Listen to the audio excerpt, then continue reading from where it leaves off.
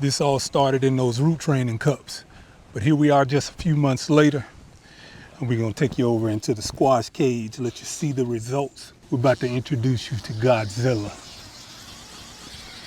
Now all of this started in what we call our root training cups. Look at this baby right here. This is Godzilla. Yes, sir. She is taking over. So you were looking at least a 5-foot footprint on Godzilla right here. So one of the things that we have to do every morning is come out and hand pollinate. And of course, we can't get any pollinators in here. So what I want to do is just let you get a really good look at what Godzilla is and her full potential inside of this cage. She is living her best life. This all started in those little root training cups that I tell you guys about. And she has enough to where she can feed a family of 4 by herself throughout the whole growing season. A zook there. We're getting probably about 2 to 3 zucchinis every other day. So these 2 here, got 1 down there. So here we have over here our Georgia Candy Roaster and our first fruit on her this season. Now I'm hoping that the hand pollination has taken. She has a little coloration at the tip, and sometimes that's a sign of unsuccessful hand pollination. But we also can go up here and we can see we got another one right here. And this is Georgia Candy Roaster, courtesy of my guy, Mike's Chaotic Gardening up there in Minnesota. I appreciate you, man. Now look at this thing here, how it's began to come to life. This is a yellow squash. We got 2 off of her already. She has a few on her that you can see down there that probably the next day or 2 will be ready to be pollinated. But I just hit everything in the garden this morning with our Henbit FPJ, and that's where you get that rich color from now. Somebody was asking me to measure a couple of the leaves to see what the leaf span is on these things, because some of these things are big as those elephant ears. And even with the yellow squash right here, she's starting to put on some growth as well. So in a minute, I'm not even gonna be able to walk in this thing. This one here, we gotta finish. Okay, so we have some more coming in up top here. Look at there. She's trying to put on fruit everywhere.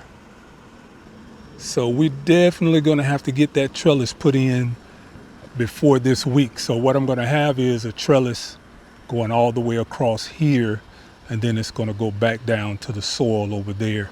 And then you see down up there in the cut right there, we got another candy roaster there, and we're going to let them just meet each other down there. And this is really what it is when your plants are living their best life, because you got to take into consideration whenever your plants are getting attacked by insects, they release VOCs, which are volatile organic compounds. This gas travels through the air to warn other branches on the plant as well as neighboring plants to prime their defenses up. And that takes a lot of energy away from growing. But when you have them in a situation like this to where no insect pressure, the soil's been amended pretty well, and then we're hitting them with that FPJ and the fulvic acids, they're living their best life in here. So this is the ideal situation now. This is obviously not big enough for this squash little setup that I have. So we're gonna dedicate this going into the next season for something else. And then we already know that the blueprint is gonna work for this. So we're gonna increase this size, and we may take this out to maybe, I don't know, maybe a 10 by 12 type enclosure.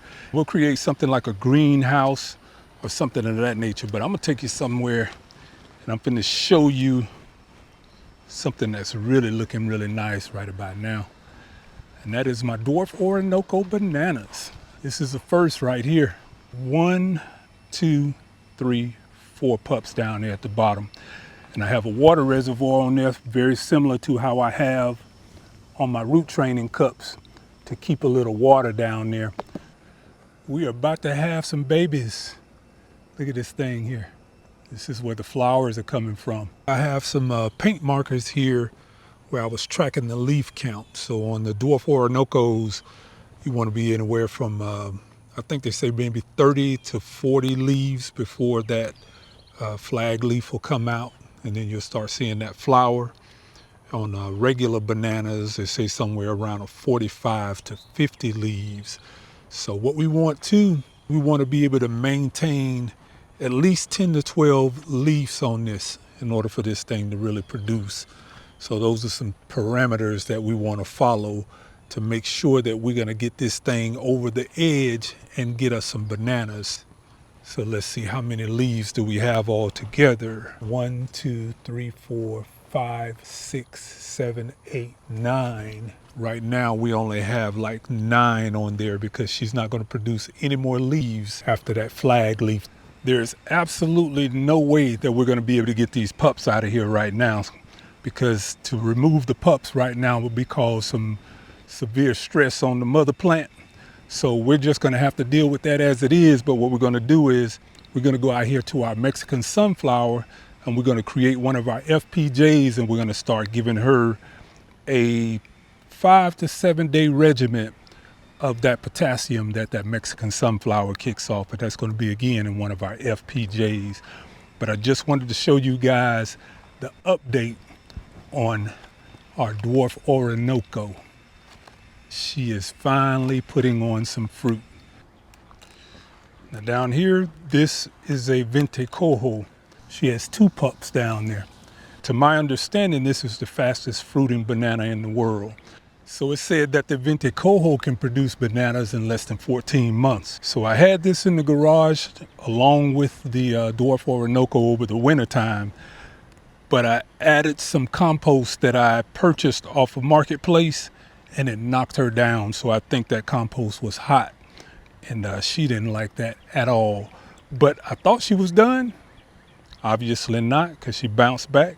And not only did she bounce back, but she brought some pups with her. We got our blackberries pruned out, and we're going to be doing a live and talking about the raspberries, so you guys can kind of get a better idea what the raspberries are.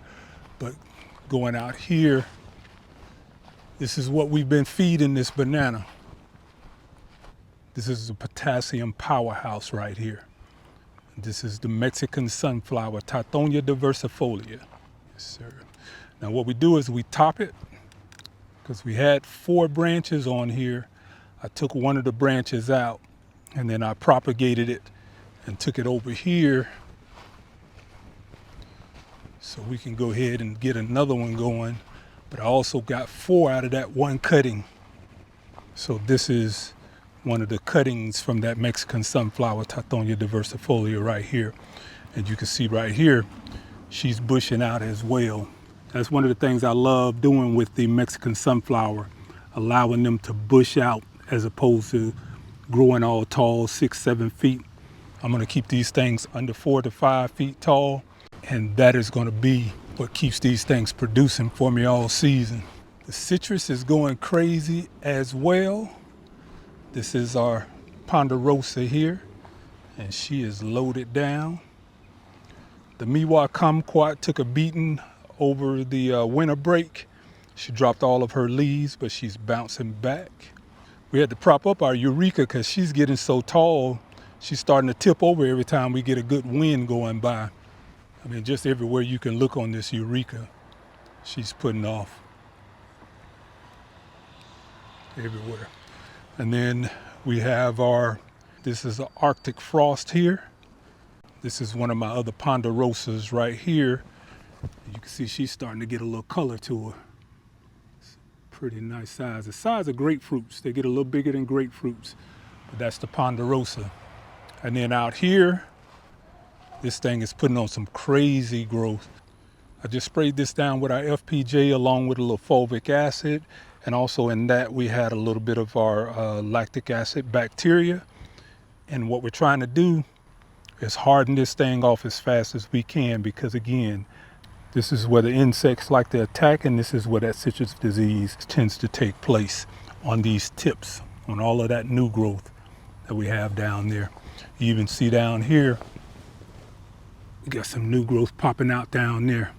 And some flowers. We're gonna remove those flowers because we're not gonna let her fruit this year. We let her put off 2 last year. You see there? She's already got a fruit on there. And this is brown select satsuma. I think there was one on this branch as well. Yep, We're gonna remove those because we're not gonna let her fruit this year. We're gonna let her focus all her energy on building up for that winter, because last winter she took a beating and it took everything in our power to get her to bounce back. She's just starting to bounce back and put on that new growth. So we're looking pretty good with her. It's a lot going on in the garden right now, and I love bringing you guys along with me. And I just want to do a quick pop in just to give you a little update on the Dwarf Orinoco. And we're about to have some babies over here growing out the box.